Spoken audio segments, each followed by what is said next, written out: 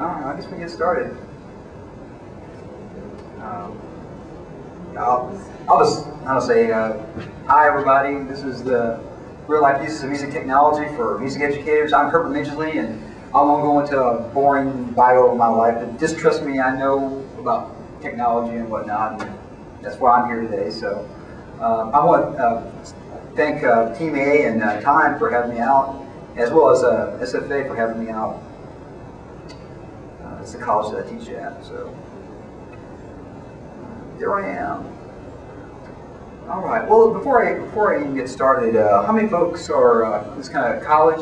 How many folks are in college area? High school, elementary. Awesome, great. And how many folks use some type of technology in their classrooms already? Oh, great. You know, I've been coming here since 98, 97, and when I walk around the floor, the convention floor, it's amazing how pervasive technology is now. It's almost one example was when I started first teaching at SFA in '99. I remember someone came into the electronic lab with a mag phone. That was the portable phone at the time. And now everybody has their cell phones, and they're smaller and smaller. You're text messaging all day long and everything. And the paradigm has changed. And at that point, once you see this technology everywhere, you no longer think of it as technology. It's just a part of your life. And you kind of think, well, can I live without a cell phone? Can I live without these devices and whatnot? So I'm going to go through a quick little spiel. I don't want to talk at you, direct teach at you too much, but I'll do a little bit of that. And that's my big question there. And basically, if we think about some things like CD players, I mean that's technology. Electronic keyboards, tape recorder, that was a technology at one point. Still good technology. Record player, videotapes, computer, internet, overhead projectors, slideshows. So all these things are technologies that you use, and at some point we just thought, we don't think of CD players as being a piece of technology, but for music education, especially for elementary, I taught elementary for a while, I used CD players all the time, and it was great. Before that, there was tape decks, and that was great, and then before that, there was records. So we're perceiving that as being technology. So at one time, the paper, the pen, the pencil, chalkboard, these were all new technologies. Go back one. I often think about, if you look at the autograph scores of Beethoven, if you ever look at those, it's how there's ink everywhere and he's scratching things out and whatnot. Imagine how much more music you could potentially get wrote if you had as a pen or a pencil. You can erase something and not have to go scratch things out. So all these things are technologies at one point. And probably the reason why you're here, you do want to use technology a little more in your classroom. One thing is this: when we see all these words up here, I could put podcasts up there also as well. You hear all these different buzzwords and technology words, and it's very easy to get overwhelmed. It's hard for me to keep up. I'm really into doing technology a great deal, and it's hard for me to keep up with all the stuff that comes out. So I understand it being overwhelming at times. And computers getting faster and faster, and all these buzzwords. And there are times I feel that I can't catch up. The one thing is, you don't have to be an expert on everything to use technology in your classroom. Don't feel like you have to be an expert on everything. There's always people around that you can get a hold of that can help you out with things. And you probably all know your computer gurus, the people that are really good with things.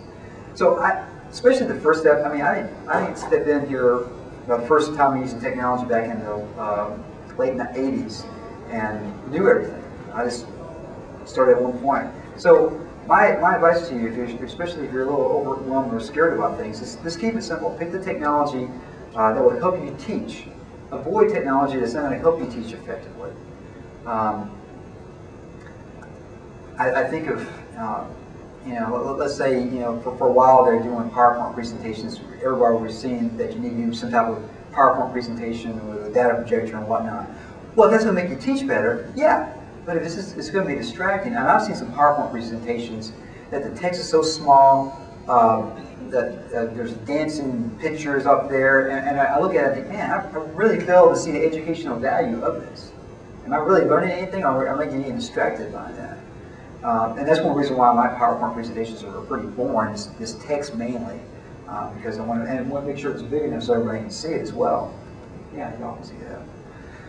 So remember that, and just kind of keep that in your back of your mind, that technology, I think back, I'm old enough to remember when the computers first came out, and then when I was in 7th grade, they bought, I think it was a PET computer or something like that. And it was, anyways, and they put it in the math person's classroom, assuming that she knew about how to use a computer. I mean, she didn't know anything how to use computers. So some guy that could do some basic, and he was typing some simple basic program. I think, what a waste of money that really was. And that was probably a $3,000, $4,000 computer sitting in the classroom. We didn't use it at all for anything. It was just sitting there.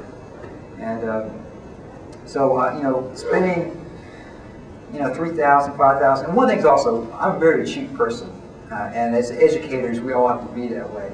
And none of us went to this business to make money. We went in for other things. I get paid back with a lot of other things than money. But because of that, we don't have a whole lot of money. Well, I was riding a trolley over here. That's how cheap I am. I'm staying at the Motel 6 a mile away, and take an 80-cent trolley up here and save a great deal of money. And they were talking about this big wedding that was going on, and all this money they were spending. And I'm thinking, wow, that's great. And I'm about done for teaching it, Joe. Technology is just a tool. It's no different than any other tool. You can't use it effectively. It's not going to help anyone learn. Don't just use technology to use it. Last year, the Silver Brigade people were out, right? And all these iPods. Anybody have an iPod? Do you know how you use it? Some folks are using it. Awesome, great. I was talking to some folks that have an iPod, and I have no idea what to do with this. It's still sitting in the box. They told me not to open it until we had some in-service on using the iPod. I know, well, that's what I said. Just find somebody in your class. Just find somebody in your class that probably show you more than you'd ever need to know with it. So just don't use technology just to use it. Use it to help you teach music. Try to avoid using technology that's not going to really help you teach anything. So all this is pretty simple. With technology, you can save time, make things more efficient, find another source of instruction for your students. So let me briefly go over some of the uses of music technology for the music educator. Nice sounds. How many folks are decent pianists in here? Oh, great. Awesome. Well, you probably don't know this, but there's a lot of folks out there that can't play piano well enough, and the computers can play back for you. You can make CDs. I'm going to show you a couple of ways of doing that. Computer-assisted instruction. Depending on what, if you're in elementary or band or choir, and I often think of the folks that are gifted and talented, and as well as the at-risk children. Computers can just sit there and you never get mad, never get frustrated. So that you're working on rhythms, you're working on note reading. The computer doesn't get mad at you and sits there just waiting for the right answer and smiling and says, try again. Composition. Any composers out here? I know I see a few folks that I know are composers. Anybody improvise much in here? That seems to be a little bit of a lost art when we study traditional classical music in schools. And I think back to all the, I think of Bach and Mozart, Beethoven, all those cats could improvise. All those cats could play great. And that's something we're so stuck reading notes on a page that, do your own cadenza. I don't know where to start at. Hopefully that's going to be improved as time goes on. Handouts, tests and quizzes are some of these potential uses for technology. So let's just dive right into it. Let's talk about digital audio a little bit. As you probably all know, the way computers works, you're not recording sound so much in here as you're recording information, little ones and zeros, little ons and offs. And basically when I have a microphone and I record it into the computer, it's taking the analog information and convert it to some digital information. And then when it plays back out, it's reconverting it out to analog so we can hear it.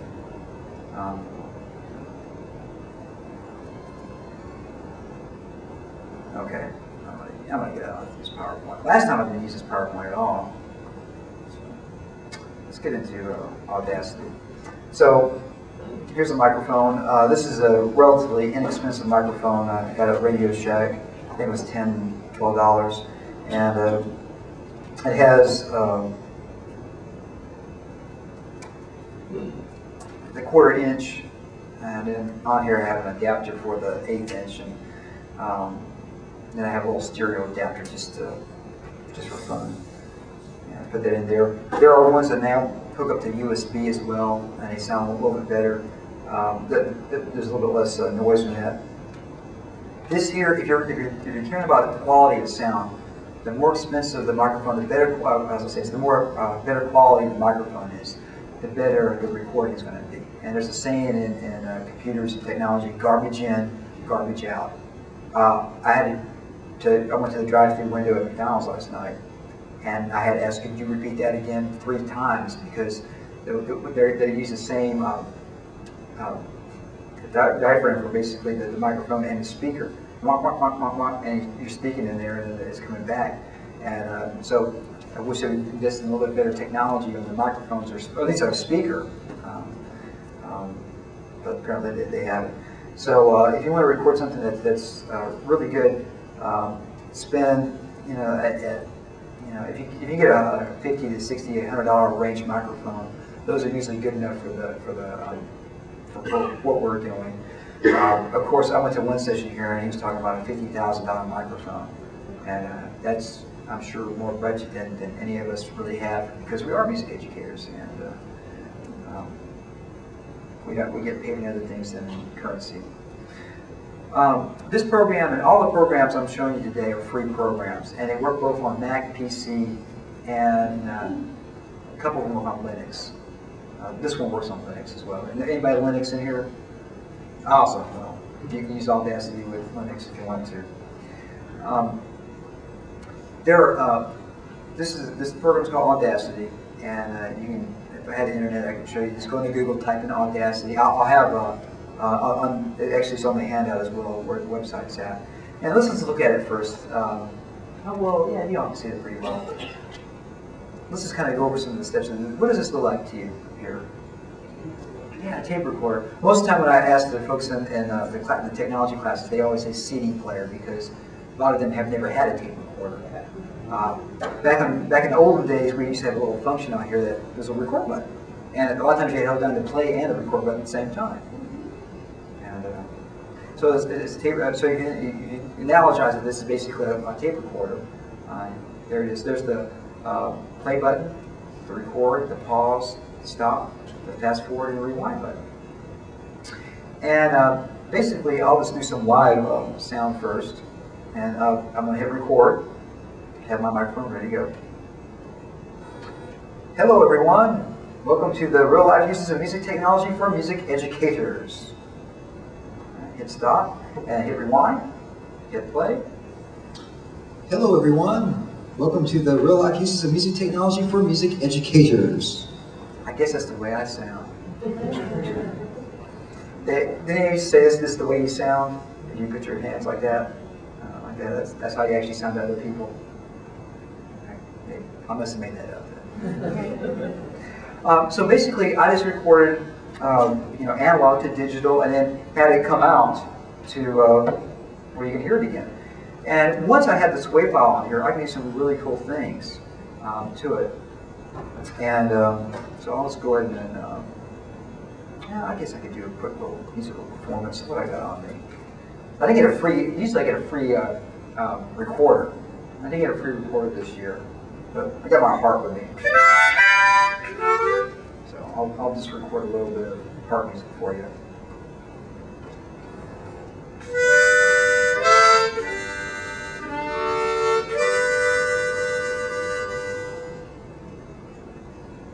I didn't say it was going to be good. The beautiful thing about the harp, if you didn't know this, you just blow right into it. That's the 1 chord.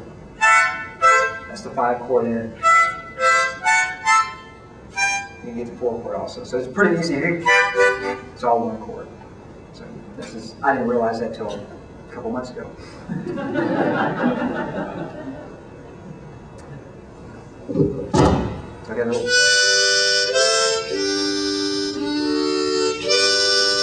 That sounds decent. That sounds, that sounds like a harmonica, at least in the ballpark, especially for a $12 microphone. That doesn't sound too horrible. So now I got this. I got a few little blurbs on here and whatnot, and basically, because it is little ones and zeros, I can take this little area up here. This is basically, I won't call it the cursor, but you can highlight this area here, and I hit backspace, and it's gone. And so now,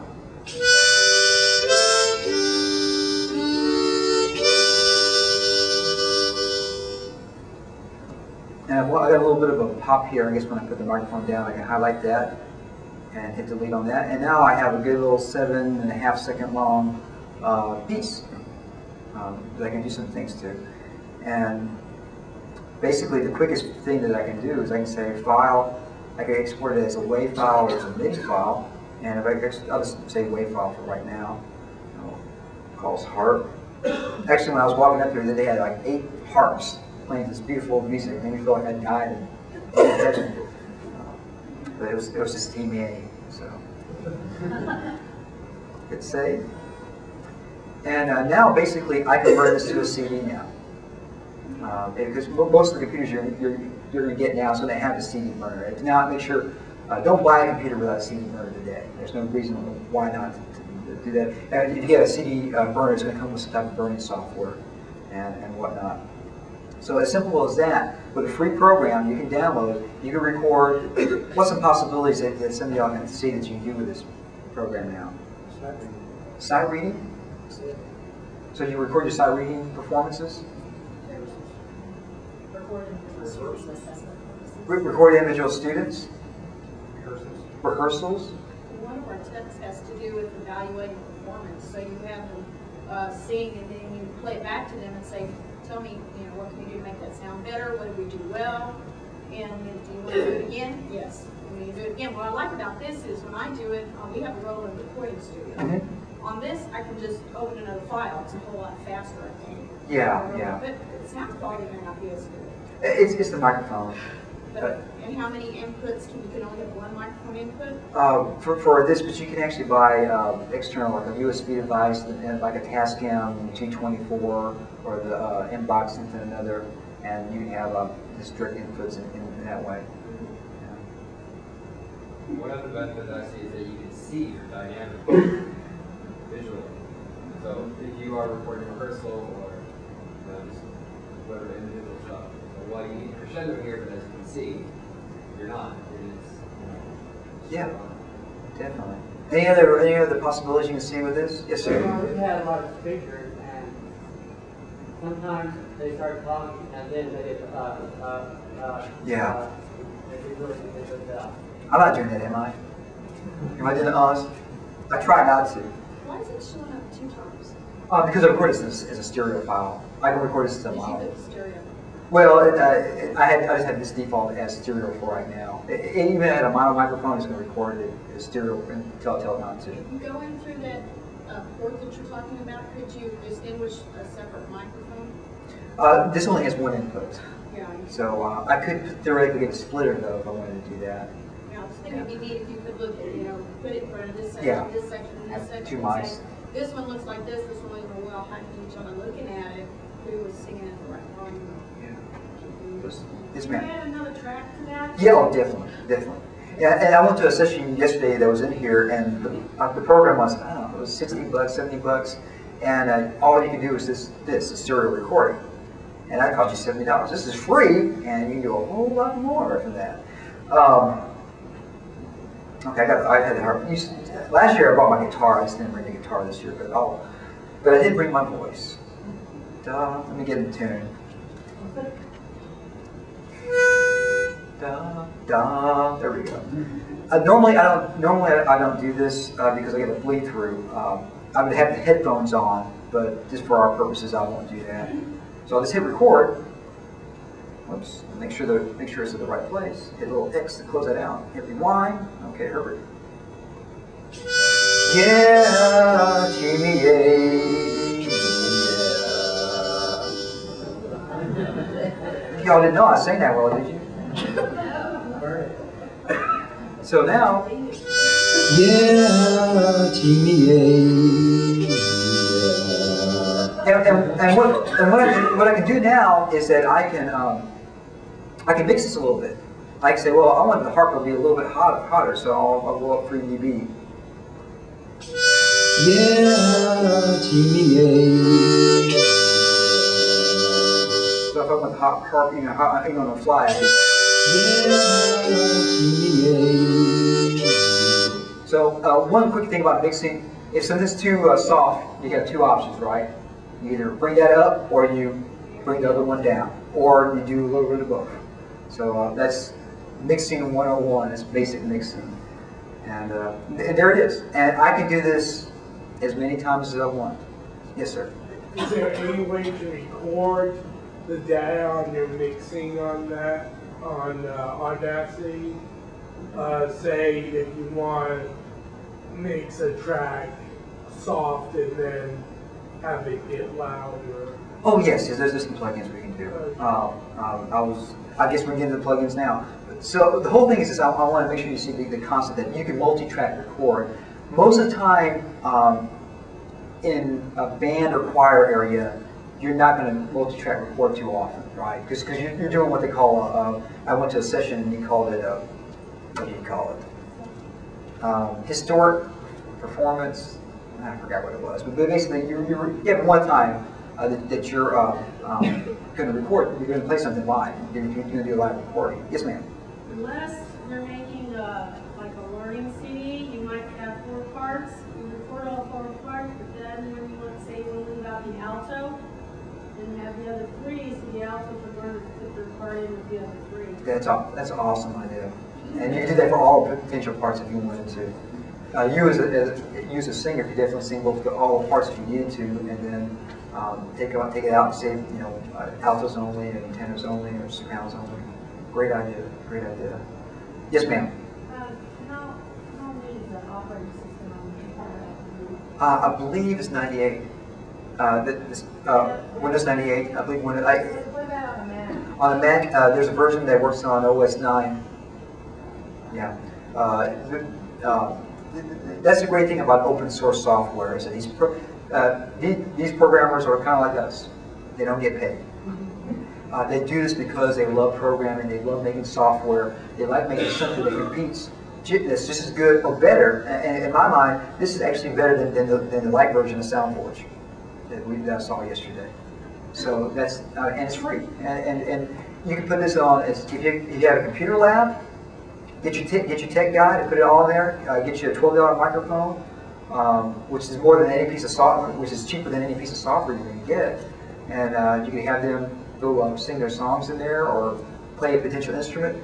Also, the computer processing speed doesn't need to be very fast. I believe it works on a 200 megahertz machine with 64 megs of RAM. Yeah, you're laughing. I mean, that's back 2000, 99, 98 range. Yes, sir.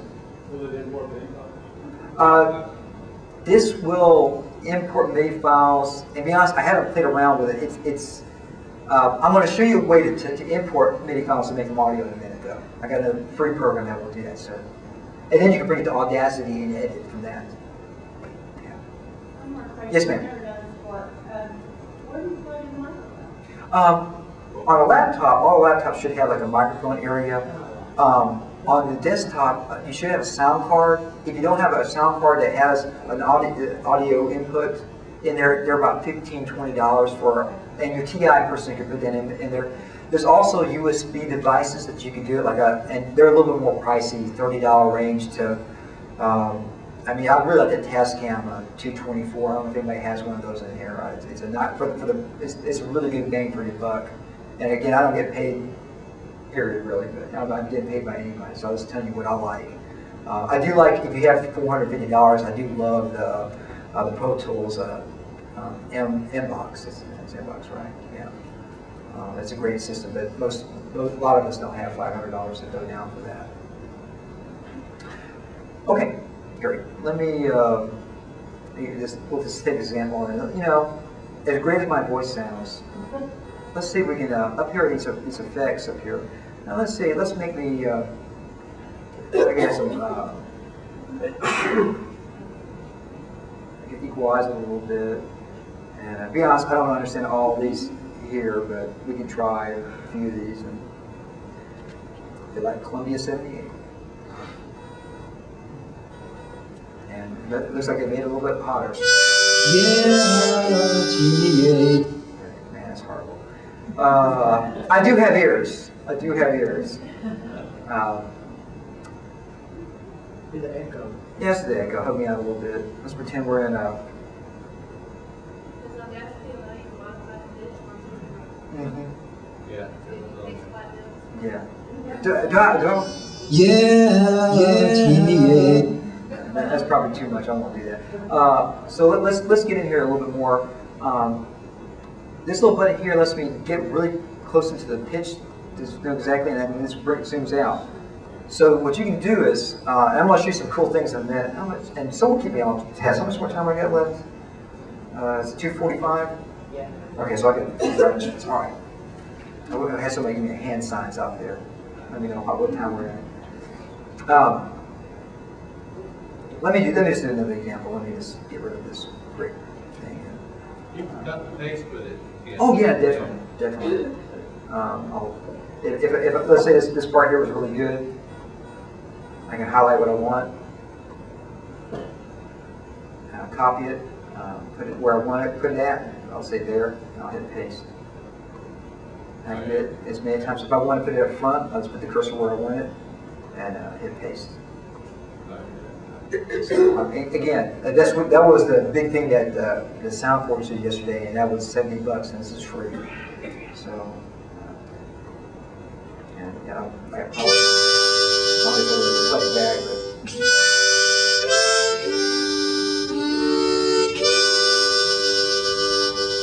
Yeah. And same thing, like let's say, well, this part here, I don't really like that part right there. And if I want, I can zoom in, like I said, to make sure I know I'm getting the little wave files completely, and I didn't quite get that when I was way out. And if I highlight that and hit delete, it's gone.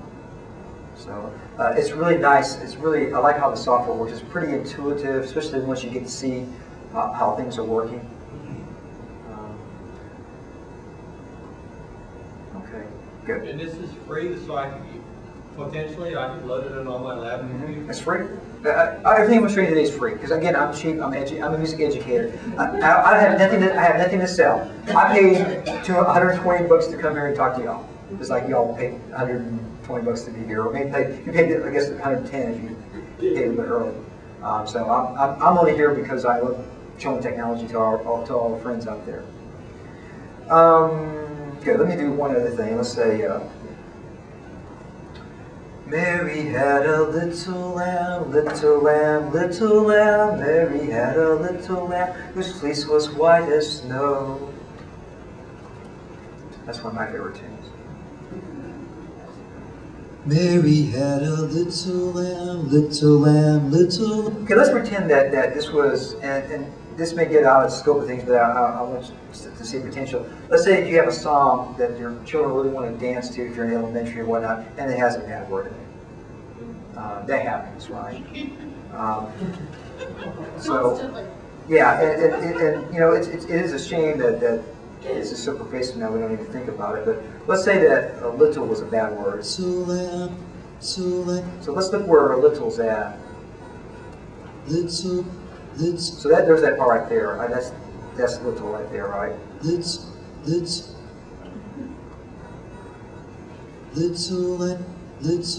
it's almost right on the wham there. So there's that word right there, little. And you see, when I highlight it and I hit the space bar, it just repeats it. That way I can find it. And what I do a lot of times, I say, well, you know, I can just hit delete. And it's gone. Listen to it now. Mary had a lamb, little. Mary had a lamb. So that whole part's gone. If I undo that. The other thing is that, well, now it's dropping a beat if you're dancing to it, if you're moving to it. So what I have done with this, I've done this with, see, there's like grease as a hand job. It was one of those, like a real quick, it's a bad word, and I can't remember which one it is, but And say, well, I can't drop a beat because we're dancing and we're dancers. We don't count measures, we count beats. I did a similar presentation at the Taper. I don't know if anybody knows about Taper, but it's the PE dance convention. It was in Corpus Christi, and they say, well, we count beats, we don't count measures. I said, okay. Well, let me show you a trick that you can do. And one thing is I can just go over and say under this effect, and it just comes with it, is reverse it. Because if you reverse something, I don't know what it is, but let's listen to it. Mary had a roasted lamb. You know, Lisa was if it was a cuss word, it's a cuss word backwards. And I didn't drop a beat. I didn't. Yes, sir. You could also take the volume and turn it to 0 there, and as you're recording over it, just say "pretty lamb." That's actually that's a great idea. Put it right in with the. Well, let's try. Let's do that. That's actually a great idea. I should be able to go in there and usually the way I do it is fade in and fade out a bunch of times. So fading in and fading out, and so it's gone now. Mary had a lamb. So if I sync this up right, let's try that. That's actually a great idea. So pretty. Mary had a Pretty. lamb, little lamb. Mary had a pretty lamb, little lamb, little. Got the percussive going on there. That's great. You know what, sir? I never thought about doing I've had that. to do that before. That's awesome. I've had a student cough in the middle of a concert. I had to go out and take the cough out, and then just record a little bit of You know what? Thank you. That's something that I can share with some other folks down the line. Yes, Now, sir. you cut and paste that in your original, so you have one single file, or This is because if Yeah, you if dump that to a WAV file, it's going to send 2 WAV files, right? no. This converts it down to a stereo file. Oh, You can have 25 tracks, and then it compresses it down to 2. So you don't need to I don't dump this need to to. one disk. If I wanted to, I could highlight it and just say, copy it and put the cursor where I want it, and paste it in there. Actually, I probably should. Usually I do that. And, paste. Come on, Herbert. There we go. Oh, then it does. Okay. Yeah. You can adjust the volume on that to take that. Yeah, I did. One cool effect on here that's built in is what they call a normalizer, and to normalize it down, and you do the whole track and normalize it as well. So I think we're seeing that the whole point about this one being more of a hands-on is I went to a couple of sessions and the person just talks at you the whole time, which is great. But you hear, I think most of you now can take Audacity and at least record something into Audacity, right? If you do have a place to plug in your microphone on it. All right, also, I'm coming back to Audacity. We're not done with Audacity, but I want to move on to one of our other friends that deals with digital audio, and it's actually iTunes. And what I'll do is I'll take, I guess I can move it.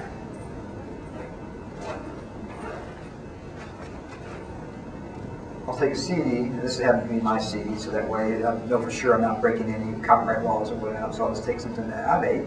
And there's a free program called iTunes, which probably a lot of you have already. If you have your iPod, you have to have it, because that's the only way the iPods work. So with that, turn mine. So here is, I want to show you how to rip a CD to make a potential mixed CD and whatnot. And I'm not getting into the legalities of that. This is totally legal because this is me. This is Herbert Midgley right here. So put a CD in there, and it'll pop up in a moment, hopefully.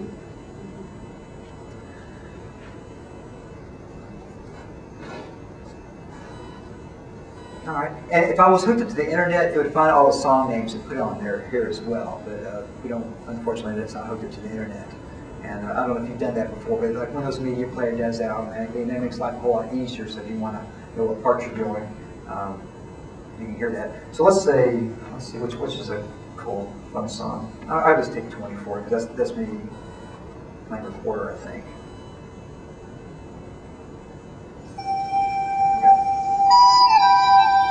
Okay, cool. So that's you've already heard me sing today. So what I can do is, if I want to, I can import the whole CD if I wanted to, but I can just do one track. And most of you guys are PC, right? Anybody Mac in here? Oh, we have some Mac friends? Okay. If you hang around for the next session, I'll show you exactly where it's at for that. But basically, if you find a place that says File, it's actually under File on Mac. On PC, it's under Preferences. And what we're going to do is, there's going to be some type of tab that says Importing, something to that effect on there, depending on what version it is. And right now, I got it where I'm going to encode it as MP3. If I wanted to make sure it's the best quality, I can import it as a WAV file, and that's not compressed. That's exactly what came from the CD. WAV files are really a lot bigger than MP3s are. So if you don't have a lot of space and you want something that's pretty close to the recording, and I won't get into exactly how the algorithms work for MP3s, but basically it works this way: is that when you have two things going on at the same time, you're mainly hearing the highest thing. So the other stuff you're not hearing. And so what MP3 does, it's called lossy compression. It takes things away to make it smaller. And at 120 kilobits, it's roughly 1/8 the size. It's 8 times smaller than a WAV file is. So I won't bore you and put you to sleep. I'm talking about all the little tech things. It's a lossy compression. There's lossless compression as well. That's out there, but MP3s is what caught on because that's what people were downloading and whatnot. So let's say I want to make this, I want this to be exactly ripped from the CD as a WAV file. So let me do that one more time because I always remember those little science videos that would always, and there's like some major, this is how the universe worked, and you're like, huh? And then they would go on to some other fact. And so I'll like to show you a few times. So in iTunes, and this is a free download, you go to apple.com, and they got the link on here. You can download it. Edit, Preferences, and I remember I go slow now. I'll learn that over the last few years of teaching. And on here, it's probably going to be general as default, but find something that says importing, something to that effect, and import using, I'm going to say WAV file, WAV encoder. Okay. And I hit OK. And now, if I right-click on that, I can say convert to WAV. I think I had that track selected. I should also come under Advanced. Advanced or.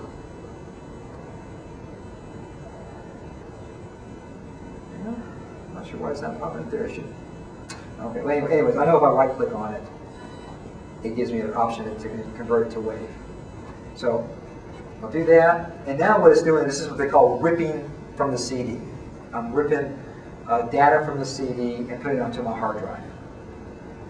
So this is what you do if you have a musical you're doing, a pageant, whatever you're doing, and you got 30 CDs.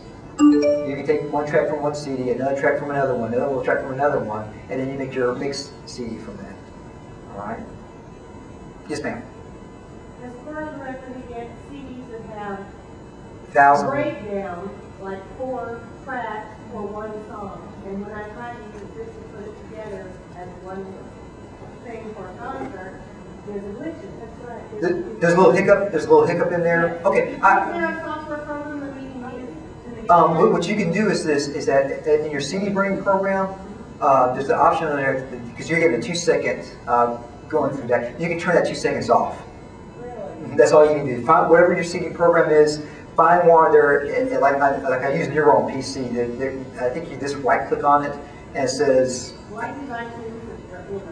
iTunes, I believe it's under Preferences that I can go and say, is it burning?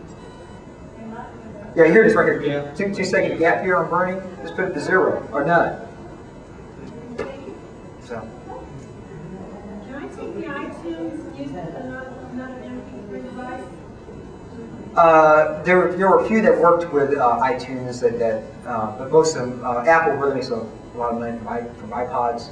So, but you can, if it's an MP3, you can put it on any MP3 player potentially. Like I have an iPod and a Zentek that was sent to my school. I've got all my CDs on my iPod, but I want to get it on the Zentek without having to go through the Now, I will say this: if you do a search on Google, you can find software that will extract information from your iPod, but it's outside the scope of this. You can, if you look, and you have to look very hard, you just go on Google and you can find it very easily. I know what it's called. There you go. Yeah. And the reason why Apple does that, because it'd be too easy if I had my iPod, your iPod, say, okay, let's go together, and then, you know, No, I'm not saying I know that. I'm saying taking it from my computer where I've got everything saved Uh-huh. already, and then put the Zentek in and get all the information transferred. I don't think Zentek works with the current version of iTunes anymore. I think at one point it did, some of the earlier versions it did. But if it's MP3, if you save it as MP3, you can just take that, find your iTunes folder, and then just use whatever software is with your Zentex, and then convert it over that way. So that's actually easy, and that should be legal as well. Can't you just click and just drag the MP3 file to another folder? Yeah, if I wanted to, I can just, once I get the library up here, I can say, all right, I'll just take that and drag it to my desktop, and that's my MP3 there. Okay, on here is that track 24 that I wrote down. So the name of this song was called Chant, so I'll type that in there, and normally it'd be there from there, because I typed in all the names to send to the database, and that way you put my CD in, and then your computer it shows all my names, and I look like I'm famous and whatnot. But basically what I'm going to do now is I'm going to take that CD that I ripped, take that song that I ripped from the CD, drag this to my desktop now, and that's the track.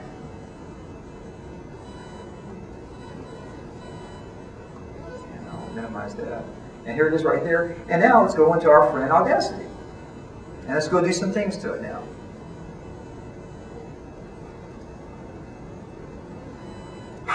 There it is. And if I listen to it,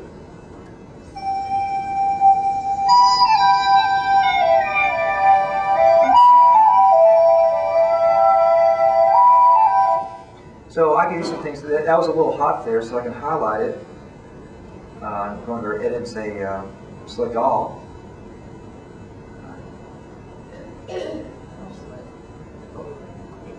All right. Well, hey. There it is. Is it down at the bottom? Oh, there it is. I'm sorry. Yeah, I'm used to seeing it right there. Usually, and also I use the Control key, Control A. I've gotten really good at using the controls on here and whatnot. And if I want to, I can say, all right, let's go into Effect, and I can say Normalize, and I won't do the whole thing, but I can normalize this if I wanted to. But let's say that I got this is a 3 minute, 6 second long song, and you know I only need a minute of it. All right, I need 30 seconds of it. Okay, so let's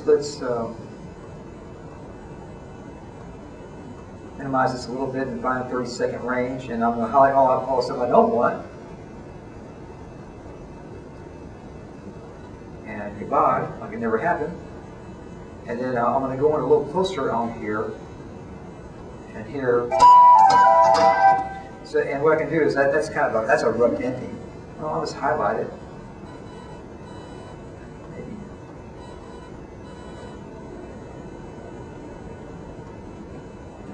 And do fade out.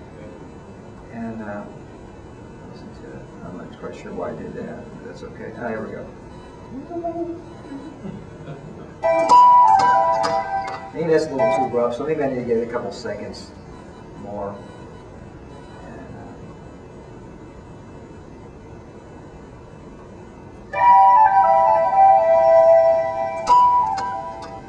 And I can just kind of keep working on with that a little bit. And so now I've got a 32 second. Can you retrograde it? Can you play backwards? Yeah, I can reverse it.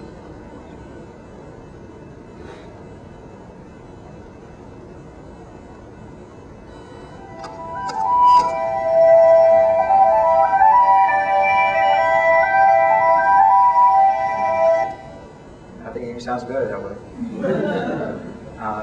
Most of the time you wouldn't do it.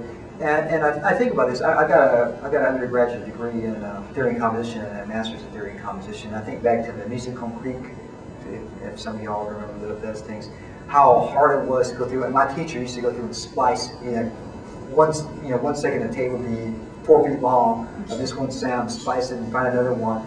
And it'd take you a year or two to make 5-minute piece that nobody wants to hear anyways. And with this here, you know, I can turn out that same thing in an hour or 30 minutes and have basically the same effect.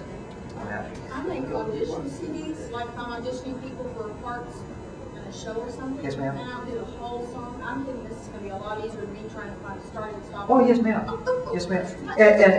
And what you could do potentially, if I wanted to, I could take that same track and, like you say, well, let's jump to section A, section B, section C. I could just do that for each one, like you're saying, and then go into iTunes or whatever and say 0 gap or none, and then it will play seamlessly through. We call it a taka, right? Without stopping.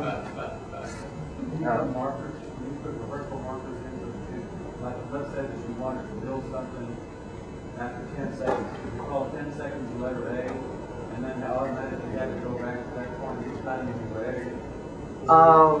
You know, it may have in here. I haven't done that before, but I think I have seen some marker things in here before.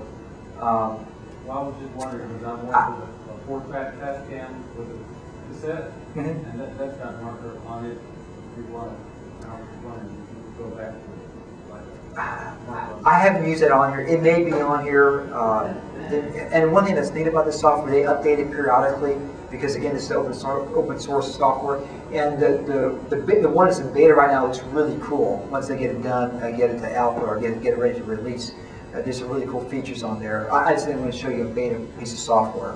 I wanted to show you one that you can download that works and is reasonably stable. I've had Audacity crash on me, you know, and so I mean but most pieces of software, I had Finale crash on me before as well. So I mean, computer programs crash, and what I usually tell folks to do is, like, if you're doing something that's important, restart your computer, make sure all the memory is cleared out from everything, and open up the one program you're using. So if I was going to record something that was a rehearsal, I mean a performance that was going to happen one time, I'll restart the computer and open up Audacity only and run that. If you think of all the stuff that's running, I mean, I got my antivirus down here, I got QuickTime running down here. I'd even probably go down and close down all the stuff down. No, I don't need that point as well. All right. Any questions on that? Yes, ma'am. So then, how do you take that and then burn it onto a new File, export as a wave, just like I did before, and then I can take it to iTunes and save, and it's relatively quick. Bam. So if you have a faster, if you have this on a 200 megahertz machine, it's going to work a little bit slower than that. It'll get the job done. On a 2.4 or 3 gigahertz machine, it works pretty fast. Before I get done with Audacity, let me show you a couple things on the preferences, just to make it where you can use this thing right off the bat. Here is the input-output devices. So it will find whatever sound card you have, and if you have more than one, you can pick it here. So you can pick which one it is, and that's just the audio input. And what I have here is default is stereo, but I can say mono, I can say 16 for whatever reason it is. And this may be a device where you can put 16 in at the same time. I haven't seen one personally. Quality, that's a sample CD burn rate. There's no reason to do any higher than that because your CD burner won't burn anything higher than it anyways. So 44.1 is the highest that you can burn CD at for CD burns that you have built in, so there's no reason to do anything else than that. Here in the file formats, and this is the one tricky thing that you need to do if you want to save this as an MP3. And what you can always do, if you couldn't figure out how to do this, you can take the WAV file into iTunes and you can save that as MP3 for sure that way. But if you want to use this, you download a little piece of software that's called Lane Codec. And basically, the codec tells the computer how to compress and decompress things. And the Lane codec is free. Someone went through, and again, this is open source, somebody went through and figured out how the algorithms to MP3s work and wrote it himself and distributed it free. So you have to pay the license for the MP3. I don't know if you guys realize or not, but the MP3 is something that every MP3 player or piece of software that uses MP3 has to pay a license to. Well, somebody didn't do that, so they built their own emulator basically and did that. So basically, you just find once you download this, find the library and click on it and hit open, and there it is. And here, this is where you pick your bit rate. I'm going to say for sound quality and size, 160 kilobits is pretty good. It's good. It's good for most folks of what you want to do. It goes up to 320. If you get to 320, it's hard for me to tell the difference between a CD and an MP3. It's pretty good at that point. If you do something like what I do is I do podcasting, and it's just mainly me talking.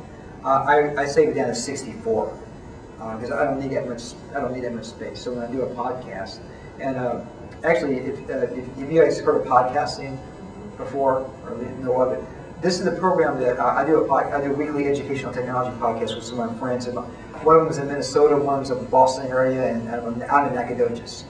And we get on Skype, and we all turn on Audacity together, and we go, okay, hello, welcome to Return of Whatever. Hello, welcome to the Return of Whatever. My name is Herbert Midgley, and I'll just splice them all together, save it down. I'll take all they email me their MP3s of the track. I import them in, send them up, cut out what I don't need, and then save it down. So that's how you make a podcast. If you're curious about making a podcast. What's it useful for? A podcast? Yeah. It's for folks that can't get on radio and TV that want to have a voice. That's basically it. Right. We feel that we're all in education at one point or another. One of my friends is a programmer. One's in the servers, and I'm in education. So we have 3 unique ideas, and we talk about various topics of the week about education and whatnot. So if you feel like checking it out, it's on my website. And I put it on here. Return whatever. If you have anything else to listen to, it's definitely something to listen to. Yes, ma'am. Talking about recording as you're using Skype. Mm-hmm. Is that what you said? Yeah. Can you change your input on that? Or is it the same? I'm recording. I'm using Skype only to talk. I'm recording locally on my computer. They're recording locally on their computers. So it's not recording the whole No. conversation? There's software that you can buy, but it's a little bit compressed. I don't like it. So the sound quality was better when they emailed me their MP3s. Are you willing to let them to? Sometimes. I talked to this person in Peru who's a composer, and when we try to do music together, it's like there's enough delay that I can hear my voice. You haven't put a headphone on. You have to have headphones. Everybody has to have headphones on, or else you're going to get that. Like when you talk on the radio. When you talk on the radio. Yes, sir. I was just gonna say, yes, what's the benefit of podcast and stuff? Just for example, one of my friends came over and he's like, yeah, I heard this thing on the radio. There's actually a theologian named John Piper. So we started discussing it, and he was trying to say what he said. I'm like, well, I'm just get on the computer. I looked up John Piper, had the exact thing that day that he had heard on podcast. So we listened to the whole radio broadcast again. So just stuff like that. Yeah.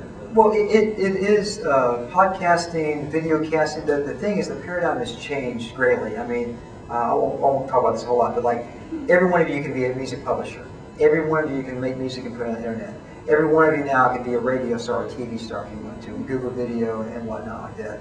And basically, we're making our own content now, and it's scaring the big boys a great deal. I won't blow my own horn, but I wrote this dumb song called "I'm a Nerd," and I made a video of me singing it in a stormtrooper outfit that I made, and I had 600,000 downloads of that. Can you imagine? I mean, I would go with that dumb song. Well, can we do what? Well, I don't think anybody would buy it. But I think back 10 years ago. I mean, I wrote a symphony. I read 12 band pieces. I've written a bunch of classical type stuff, and you maybe have 30 people hear it, maybe if that. And for me to think that something that I made, albeit it's a dumb, goofy song, I've had over half a million people listen to it, is amazing, and only because of the power of the internet. Is that possible? That I'm able to have people from Japan and Canada, I don't know, I mean, all over the world listen to something that I produced in my bedroom in Nacogdoches, Texas, deep East Texas. The paradigm has changed. I mean, if you go to my website, you can download compositions that I've written. If you want my symphony, you can download. You want a band piece? I have one on there. You can download all the parts and all that, and that's awesome. And I'm not making money off of it, but again, I don't think any of us are in education because we care about a paycheck. You're in the wrong business, do something else. If I truly want to make a whole lot more money, I can make a whole lot more money doing computer stuff. But do I want to go take a spyware off of people's computers for 8 hours a day? I don't know. My pocketbook may be full, but my spirit may be empty. So there's so much more to teaching than, they'll tell you what I would teach for free. I'd pay you to teach. I'd pay to let me teach people. I mean, I just enjoy it every day. Yes, ma'am. Also, the value of this recording is that what I usually do is I'll wait till the kids really think they sound good. And then when you play them an actual recording, it really opens their eyes because, especially junior high level, they don't listen to each other. They're in their own little world playing. That's why they have so much trouble with intonation. And so, you think you did a good job? All right, let's listen to it. And they're like, oh, this song. They say it themselves, and then like she said, you can get them to write 3 good things that you heard and 3 bad things that you heard, making them the critics, and it's really valuable. Yeah, it's I think about this, if I had this back when I was in school, and you know what, a little side note, you have at-risk kids, we all do, we all have. Imagine you have a cheap laptop that you're not using anymore, or a cheap desktop that you don't have anymore, put it in a practice room, put it somewhere, and everybody is a producer, everybody wants to make beats, everybody wants to make songs, and with a little keyboard, I didn't bring my keyboard at this time, but you can find a free sequencer, and basically, I'll do this real quick. I'll show you how to do this. I'm going to take a MIDI file that I got off the internet,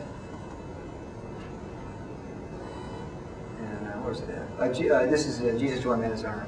I got this off the internet. And what I'm going to do is, you say, well, how do I convert a MIDI file into audio? Well, it's really almost a no-brainer. Open up iTunes.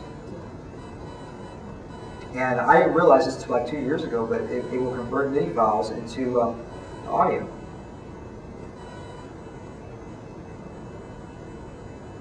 Here's one little tip that I've done. If you right-click on this, make sure you say date added. And I use it all the time because I can't find some stuff sometimes when I have it in my library. So I hit date added, I can always find what I'm doing. There it is right here. And it's 5 minutes long. And again, it's MIDI, it's not perfect. And I got ears. But let's say that I wanted to sing on top of that. Okay, well, I can go right-click on it because I already have it set up to convert to wave. And I convert it to wave. And you can see right there, converting song to wave. So that's how you convert a MIDI file into a wave file. Yeah, I probably should pick a shorter one. Drives my son nuts. I go and I get the MP3s and I put them into iTunes and I go, I forgot, how do I change this to a wave so I can work it on CD? I need a class today. And he goes, oh no, go to preferences. How many times do I have to tell you this? But there's, you go to something up there and you just click burn and it converts your MP3s automatically to waves and burns it on CD. Go put it in your CD players. Yeah, I have a lot of folks that do like musical theater, or a lot of vocalists that can't play, and we have clavinovas that can save as MIDI files, and they bring them to me, and I show them how to make it really quick, and that way they can take that and put a CD player, because everybody has a CD player that they can listen to, and what a great tool to use, that you can sing your aria at 3 o'clock in the morning when your accompanist is asleep.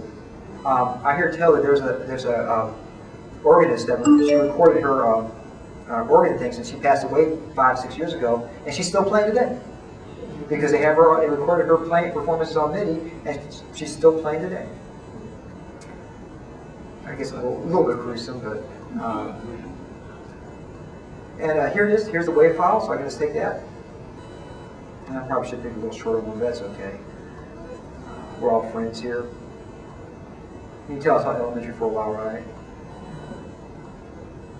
I tell it to the college kids, say, well, friends, what are you talking about?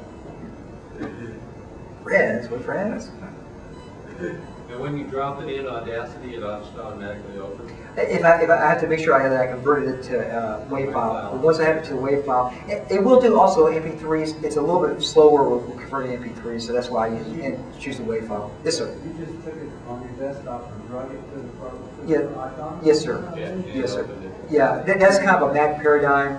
Mac users have been doing that forever. But if I wanted to, I can go under here and say File, Open, and do it that way as well. Isn't that a Dell computer? Yeah, I have my Mac over here. I'll go both ways, Mac and PC, because I just do. That's one of the gifts I have is using technology. And I think, and hopefully another gift I have is that I can explain the technology in a way that people can understand it. And I hope that's a gift that I think I have that small gift. So now, let's say that they recorded something on MIDI and they want to add their vocals to it. And I won't sing much. I'll vocalize a little bit, but I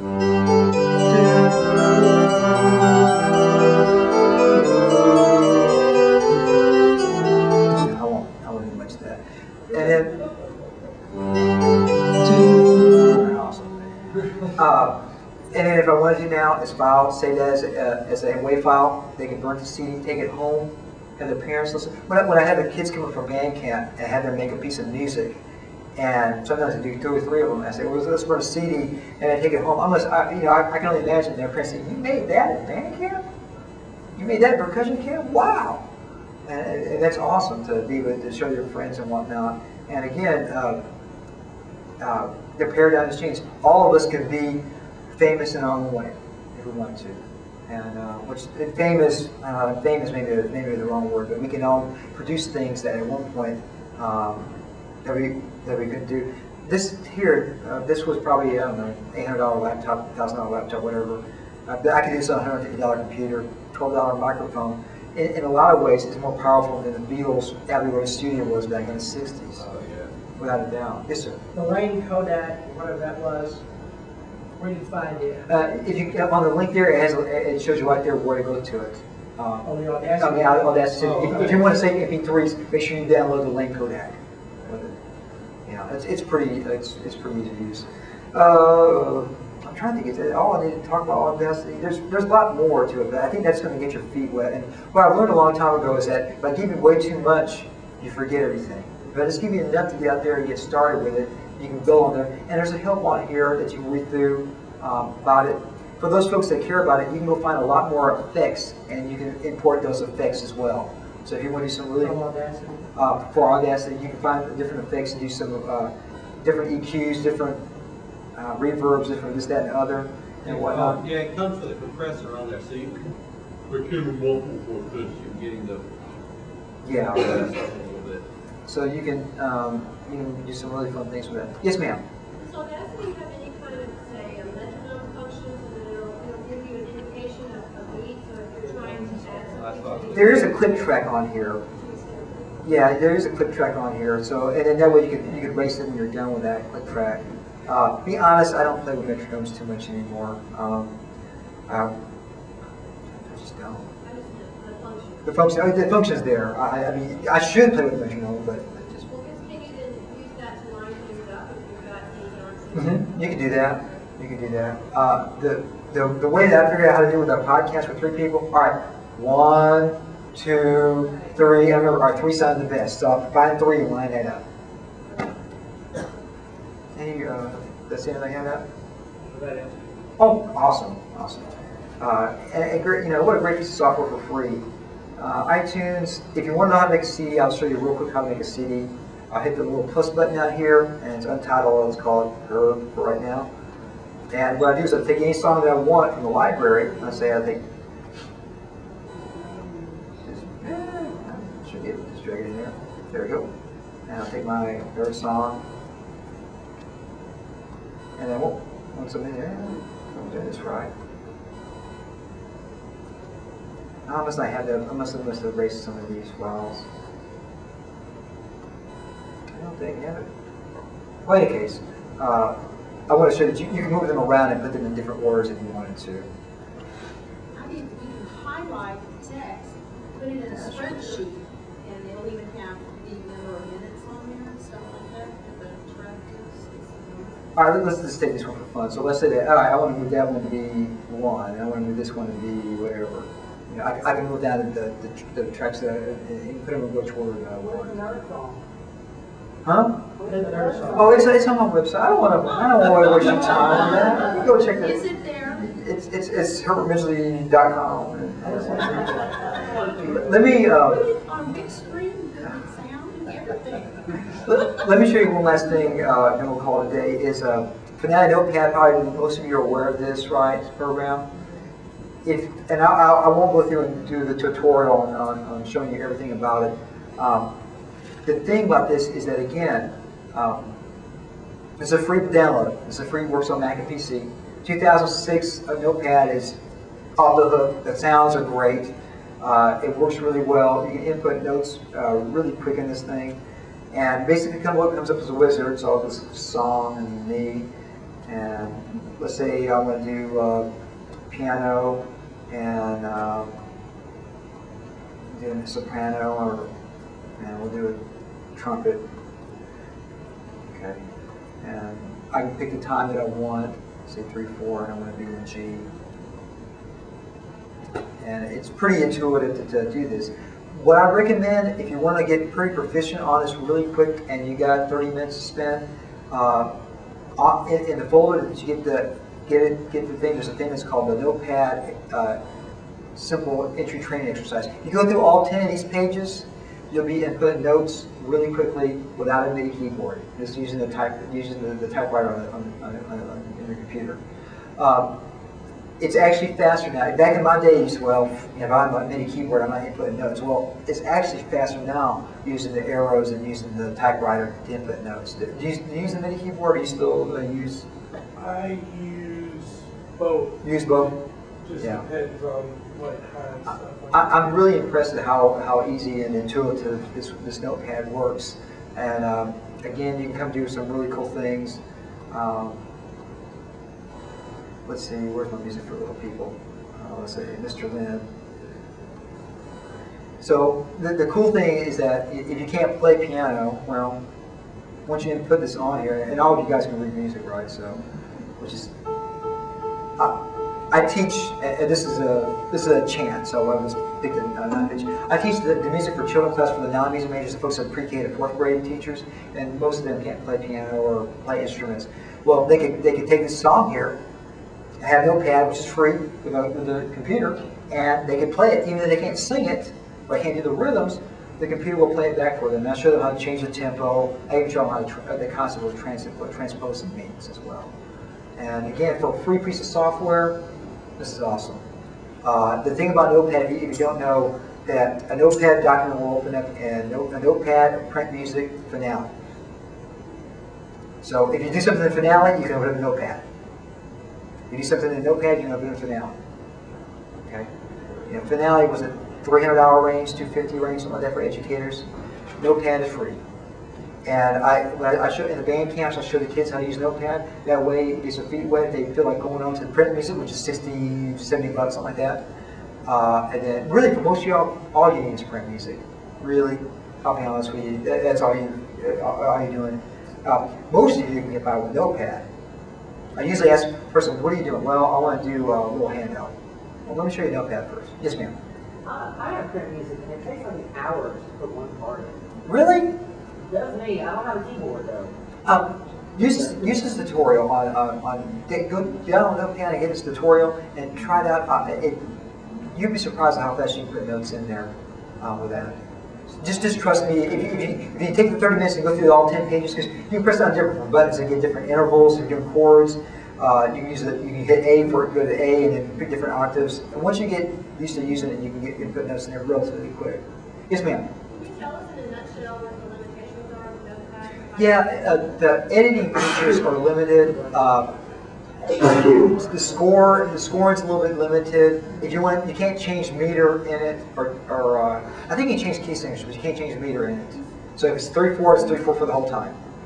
But most of the things you do, you're not changing mixed meter. You're not doing mixed meter most of the time, anyways. If I would have had this back in college, I could have used this for most of the things I did in composition. Yes, ma'am. Okay, if you're doing a worksheet. Worksheet. Yeah, okay. I haven't figured out, I've been playing around with Notepad, and my kids are using on Wednesday. But if, say, I want 2 separate lines and then text in between, am I going to have to like cut and paste and put this over in Word, or what do I? Or no. say if I'm doing a sheet of scales, I haven't figured out how to do that yet. I see what you're saying. I think you need to have print music. The one thing you can do is this, as you probably know, you hit the text here and you type in, you make a text box. So I mean, You can do this. Right, but I can't start another staff after.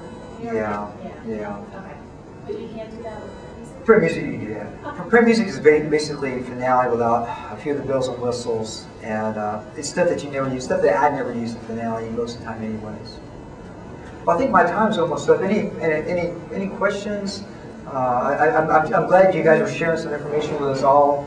I learned some things today, which was great. Anybody else? Any other? No other questions? Yes, sir. No? Yes, Richard? Thank you all so much for coming out and for joining Richard County TMEA. And thank you again, y'all. I appreciate it.